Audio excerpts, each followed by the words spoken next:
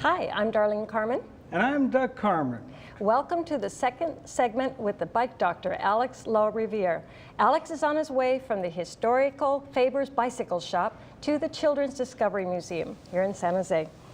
Alex LaRiviere is a bicycle historian, inventor, mechanical expert, and one of the country's most experienced forensic bicycle accident investigators. Today in this segment, he will talk about the impact bicycles have had on social behavior and transportation. And there he is, look at that, riding, there he is. He's coming our way. I hope he doesn't get lost. Oh. No, I think he knows his way to the museum by now. He's been coming here for a long time, helping them out. And he's got a tie. He's so well dressed for the occasion. Yeah. Wow. Yeah, he should be here any moment.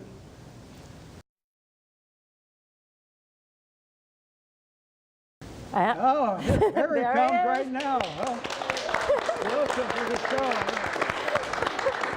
Oh, wow. My goodness. How are you doing? And with the tie and everything, that's wonderful. Well, you got to put your bike Want me to take that helmet away. for you? Yeah, please. Okay. That's terrific. We're waiting for her. Boy, that is so good.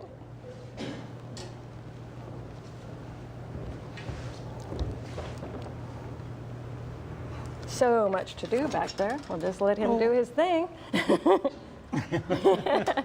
Looks so out of proportion, you know, the big wheel and then the little wheel. I understand he loves riding that bike, though. He really enjoys that. That would be pretty hard. I really don't. Do you think you could ride it? In your dream. No.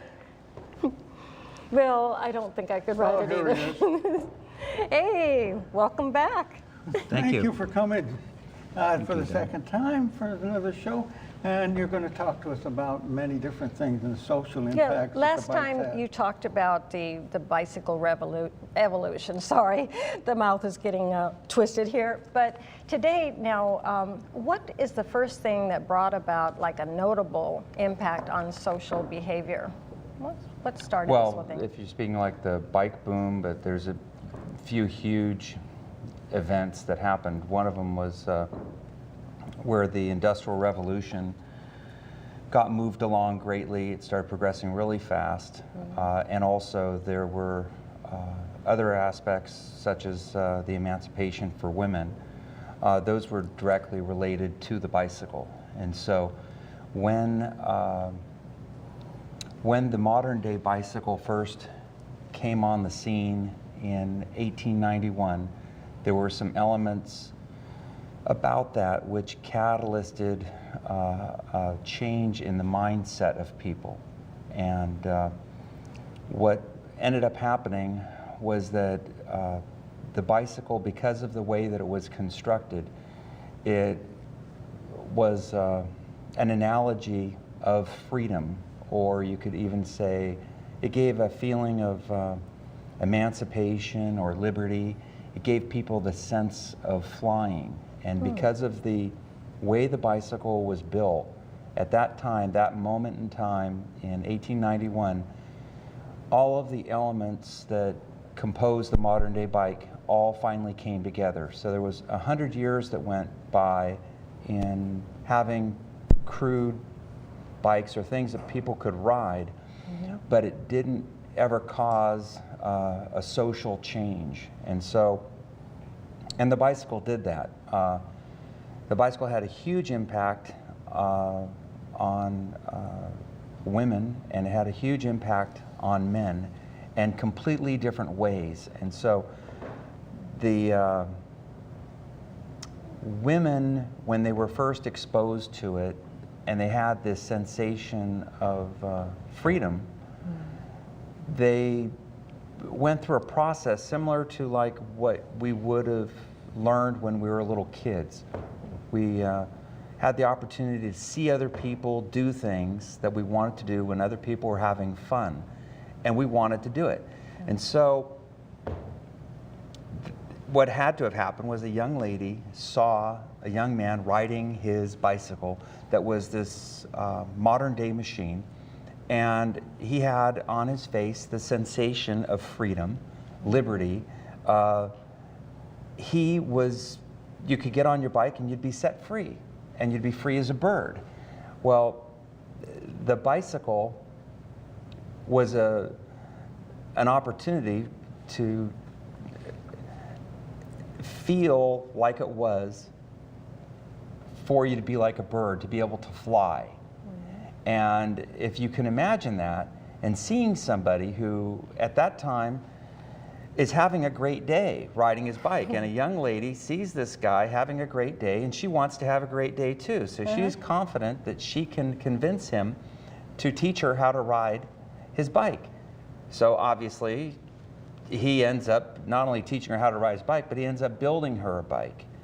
And I think that the men wanted to have a companion to be able to ride with, so it would be fun for them to do that together. So at the time, it was pretty revolutionary riding a bike, and it wasn't really that acceptable. At the time, they were using horses. At the time, in 1891, the cars didn't exist yet.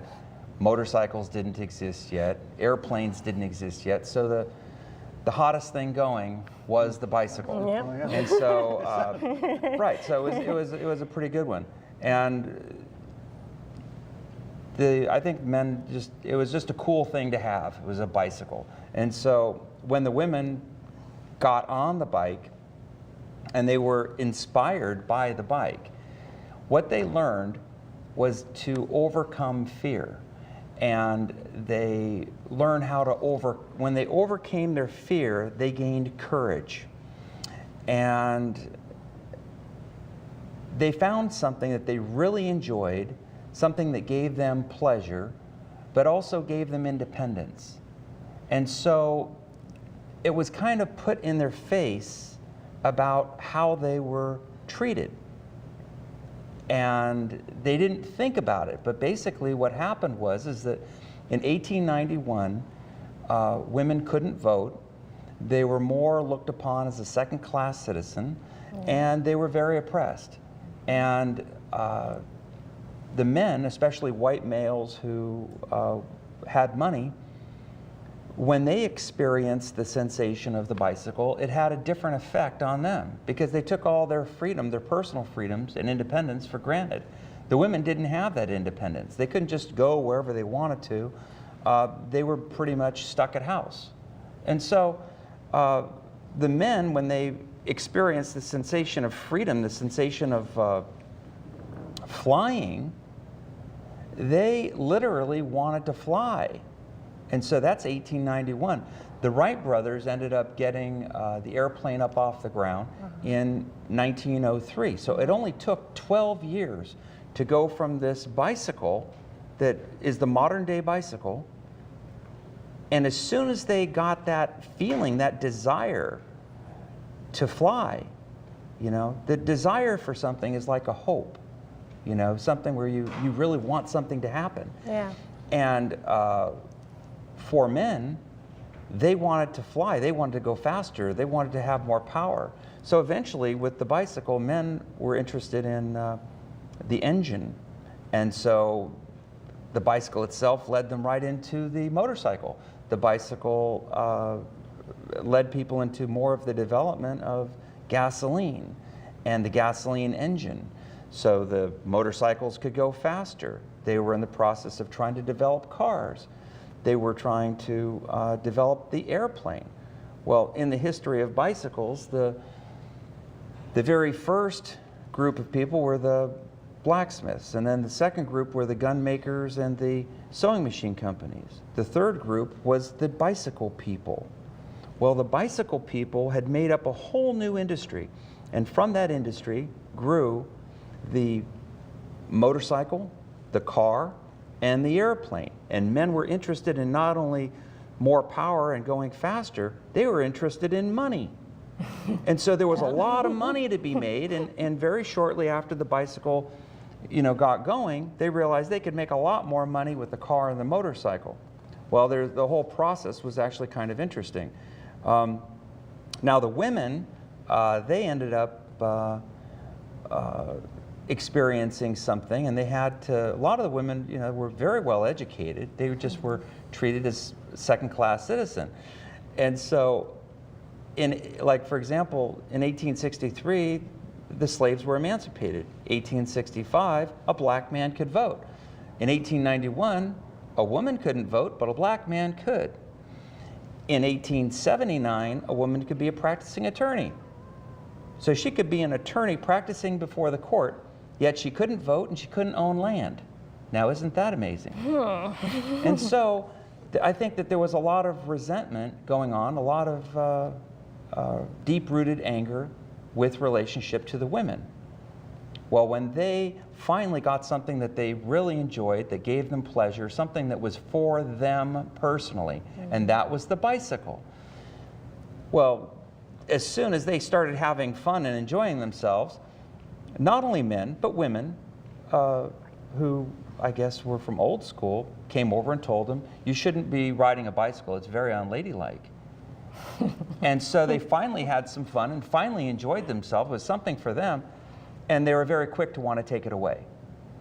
And the women finally stood up for themselves and said, no, I'm not going to do this anymore. No, I'm going to go ahead and ride my bike. And they meant it. Not only did they say no and continue to ride their bikes, they went home and they changed their style of clothing.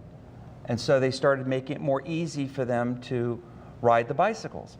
Well, when they did that and they came back with their various types of clothing, like the bloomers and such, they were told by the women and the men that what you're doing is absolutely wrong, that, you know, riding a bike is bad, but this is really bad because the clothing you're wearing is indecent. And so now you shouldn't be doing this. And so they told them, absolutely, you shouldn't be doing this. This is very unladylike. So that it was very frowned upon to, for a woman to be riding a bicycle. Yeah. Anyway, the women's response was, no, I'm going to wear whatever clothes I want. And so the women, through the bicycle, learned the power of no. Yeah.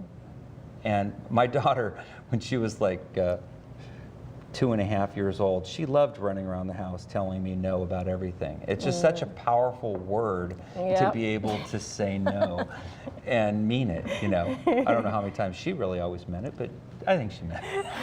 Until I told her, do you want an ice cream? And she said, Yes. Yes. no.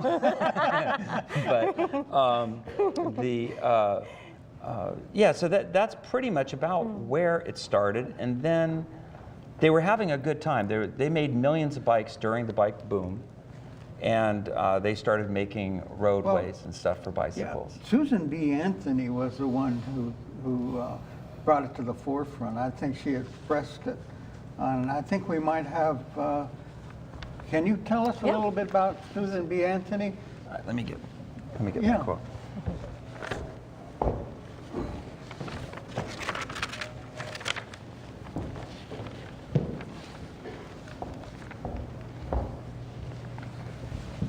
I think for the viewing audience, we have a picture of Susan B. Anthony. We also have one up on the wall with one of her quotes, and I have a feeling she just gave lots of presentation to women's group, and essentially said the same thing. So why don't you read for the audience? And there we go. Gopher has it up on the screen. This quote was, "Let me tell you what I think of bicycling. I think it has done more to emancipate women than anything else in the world. It gives women a feeling of freedom and self-reliance. I stand and rejoice every time I see a woman ride on a wheel, the picture of free, untrammeled womanhood." And so, kind of says it. But yeah, what ended up happening is a direct result of the bicycle, and it wasn't just Susan B. Anthony. There was Stanton, and there was many other women that were responsible. But it caused people to start thinking differently. And even though the sales on bicycles declined by 1897, they were still using bicycles right up until 1920. It was one of the most efficient ways of getting around. Well, now that we have all these bicycles, and they're starting to interface with automobiles.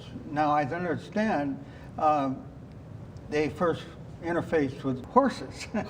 Right.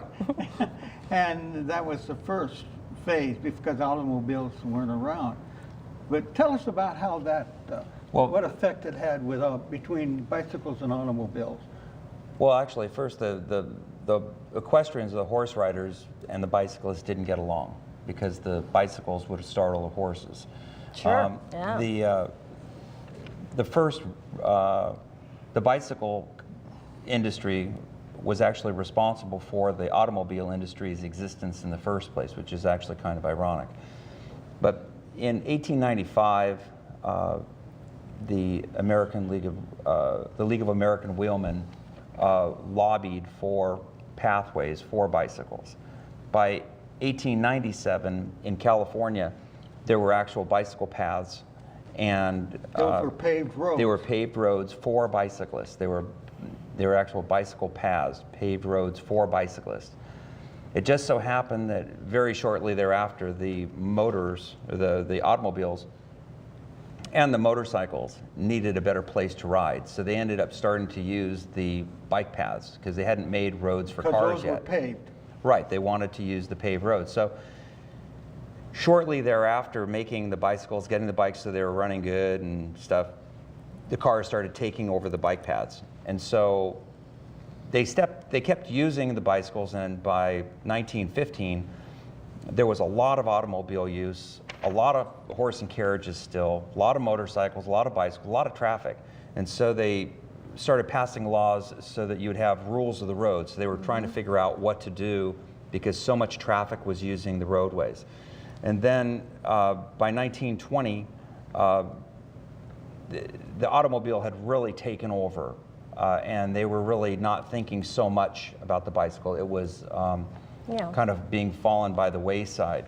And so in 1915, though, the bicycle was looked upon as equal traffic to an automobile, and actually kind of similar to that of the freed slaves. In 1865, as soon as you give somebody freedom, you can't take it away. And so that's what the bicycles or cyclists are experiencing in the last 100 years.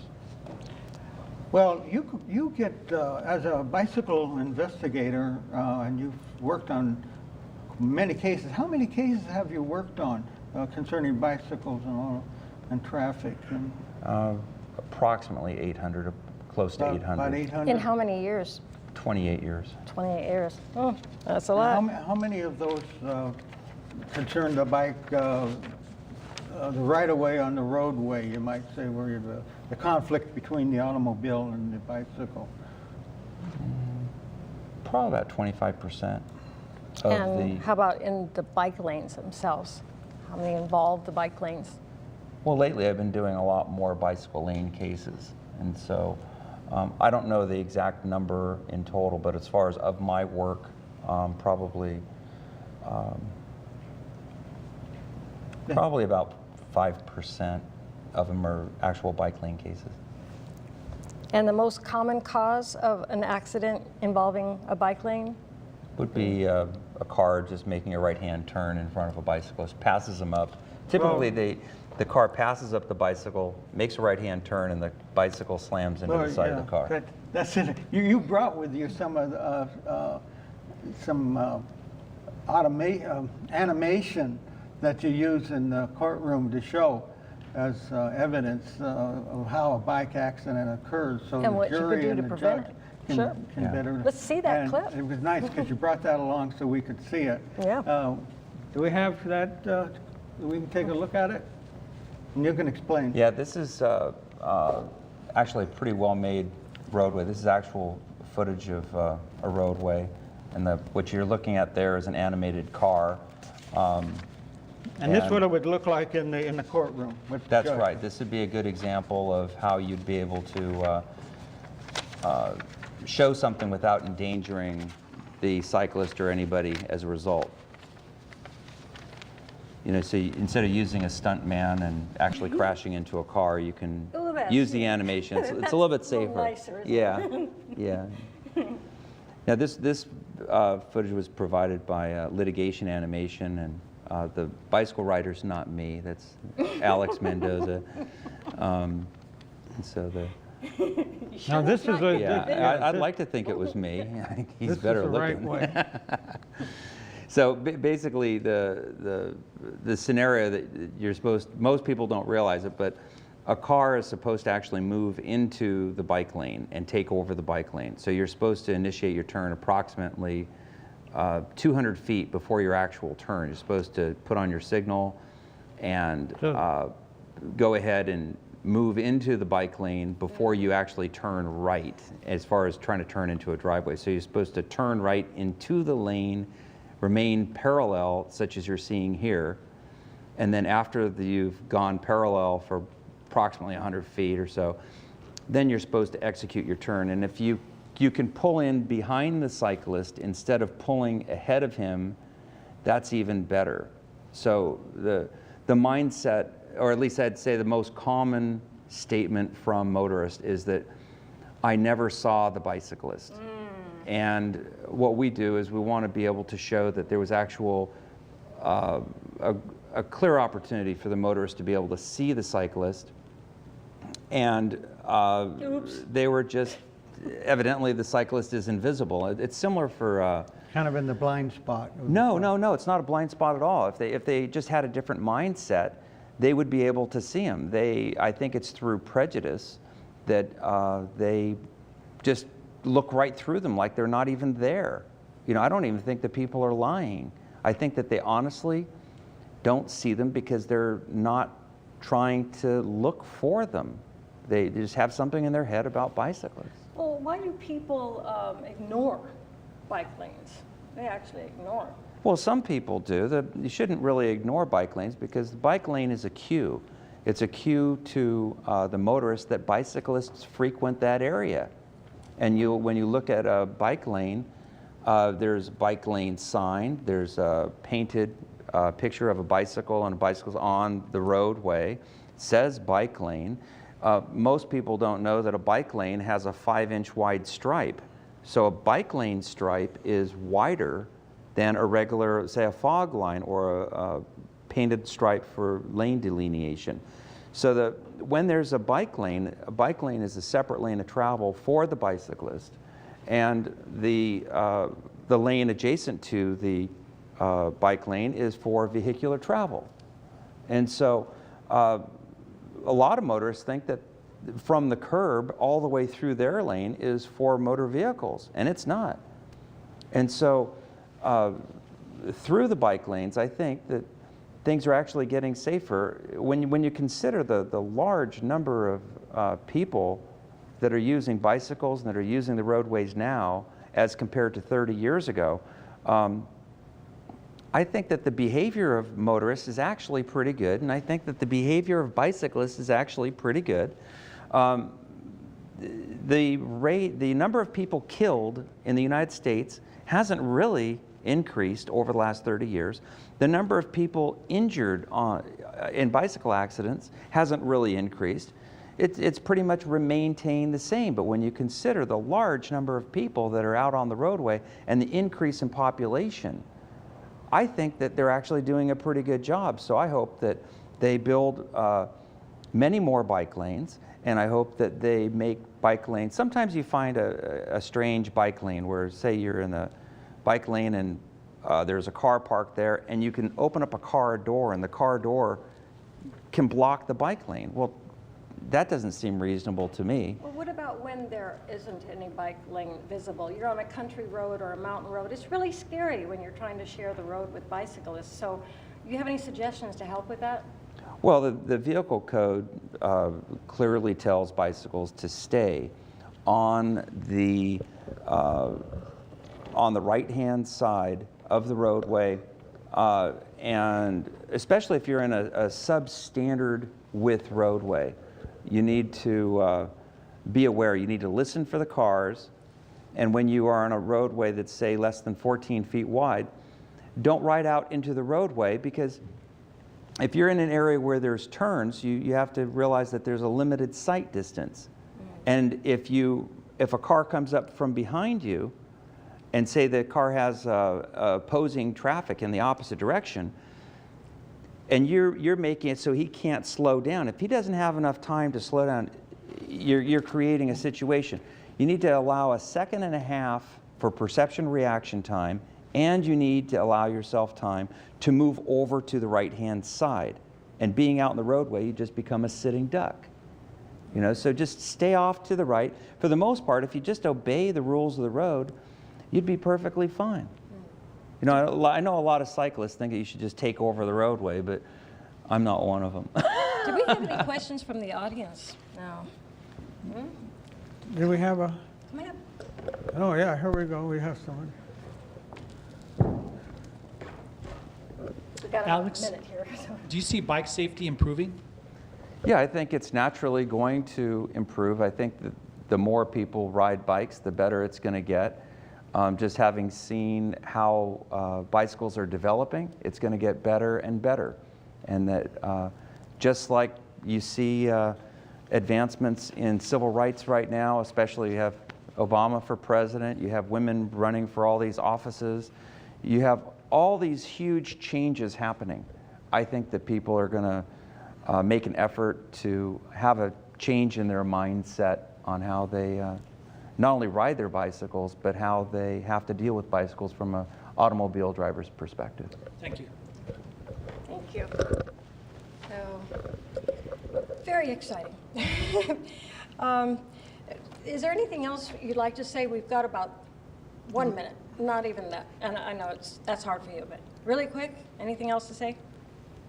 Well, I hope to be able to do some more history talks, and with relationship to the Faber Cyclery Museum, I hope that we can utilize that location for getting the word out to not only promote cycling, but promote safe cycling, promote more roadways.